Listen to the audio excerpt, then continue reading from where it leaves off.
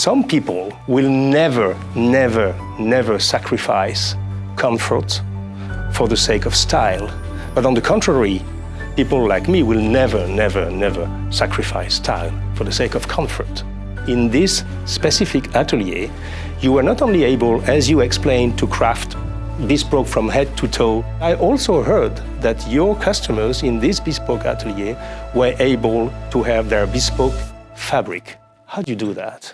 That's another interesting part, and another interesting chapter of this idea of bespoke wardrobe. So, if I go back to the Achille farm or the Tec Merino, basically we have both generation of heritage of technical fabrics, or as in the vicuña and the cashmere product, we also go on the luxury side of the wardrobe, and we can create from that specific fabrics whatever is possible. What is really interesting to tell today, though, is that we really like the idea of a unique wardrobe, which is not only quality, but is also the possibility of choosing something that is made for you, starting from the raw material. So we were thinking of how that was possible, and mostly how was possible to combine that with a bespoke. And in our Trivero mill, actually, the design team has bought several looms with the idea of designing exclusive fabrics with one length. So we combine that idea with a bespoke atelier business model. And basically, today it's possible to choose your own pattern, to go to La Scala or wherever you like, to choose your own fabric to do the best Angora alpaca cashmere topcoat or outerwear, or velvet for the dinner jacket of your dream. At the same time, you can also ask your own design, your own color, or you can copy a thing that a customer did, the jacket of your father, because you want to represent that fabric, which was the fabric of your dream when you were a kid, into your own life for yourself with a new weight. With no minimum length? 4 meters. 4 meters. 4 meters, because these looms are working on the minimum quantity of 10 meters total. But we all know that when a fabric is out of the loom, there is the beginning and the last part of it that you don't use, because where the yarn that we were using when in the orditura process, we were preparing the fabric to be woven. Okay. So whatever is worsted or woolen, pettinato or cardato, whatever you do, a coat or a jacket or a pant fabric, but we can weave 4 net meters only for one suit, okay, without any kind of crazy minimum. So Alessandro, does it mean, concretely, if I find an old Glen plaid from the 1930s that was produced in England with a special Scottish plaid, etc. I can come here, show you the piece of fabric or the pattern, and you can weave 4 meters for my suit. Is that correct? Exactly, it's correct. So we can really weave whatever you dream to have, or decide to have that design into a different weight. Because it can be that your father or your uncle best topcoat was the beautiful fabric of your life, or maybe the weight was too high for what the time today is. So you can really decide to design the same, or to design the same with few changes, or whatever you like, with 4 meters minimum, yes. Is there a long delay to have this done? Basically, we know that the delay is something we need to consider in the pret-à-porter, but not in bespoke, because by the time you have your pattern and your first prova, yes, out of the 3 or 4 prova from the tela, from the toile d'essayage. Prova is fitting.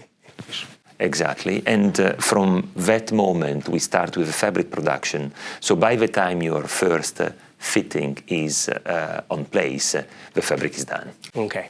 If there is a style of Zegna in bespoke, which style are we talking about? First of all, the question of each tailor having his own style is a very, first of all, it's true, and it's a very interesting thing in this business.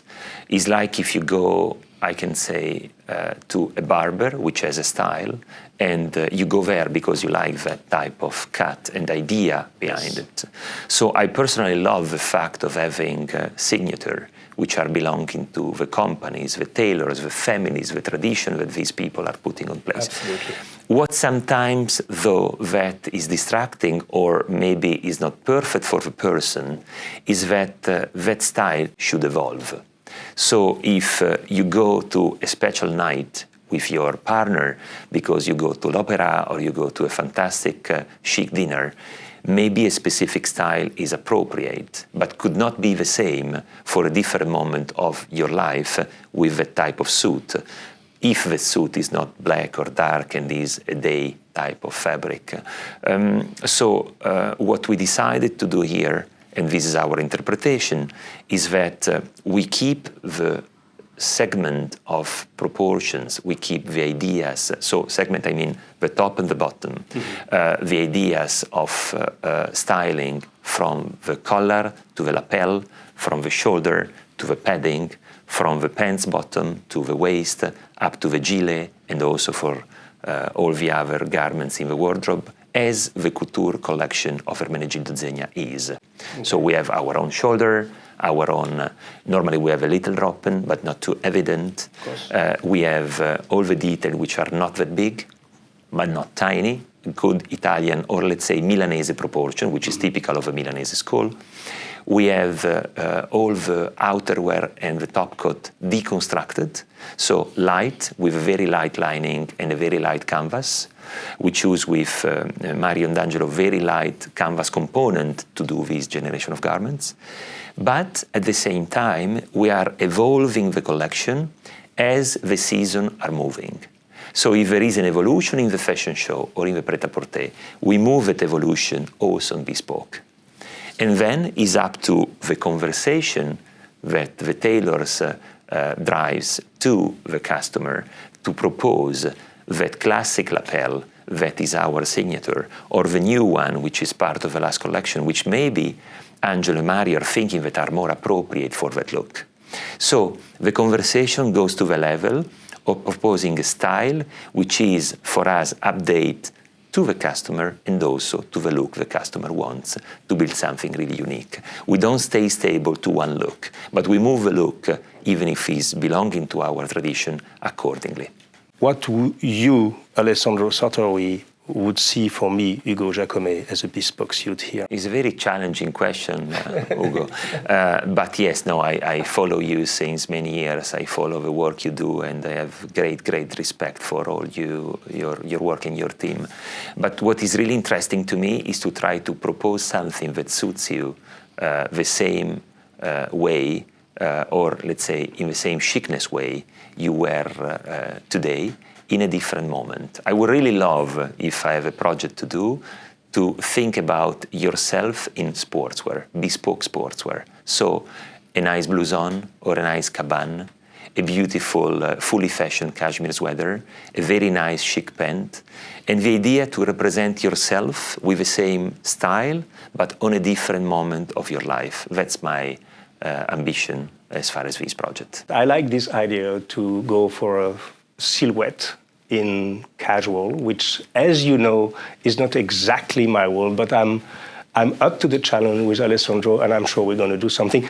Thank you so much, Alessandro, for this nice conversation. Thank you so much. We wish the best to the Zegna Bespoke Atelier, because I know the people who are working behind the curtains, Mario Pecora, Angelo Pecora. They are great people, and I believe that the fusion between your creativity, the firepower of Zegna in terms of fabric and innovation, research and development, and the tradition of these people can really create something extremely special. This ends this special episode of Sartorial Talks in Milan, and I give you an appointment for the next show that will be in 2 weeks. Cheers. Ciao.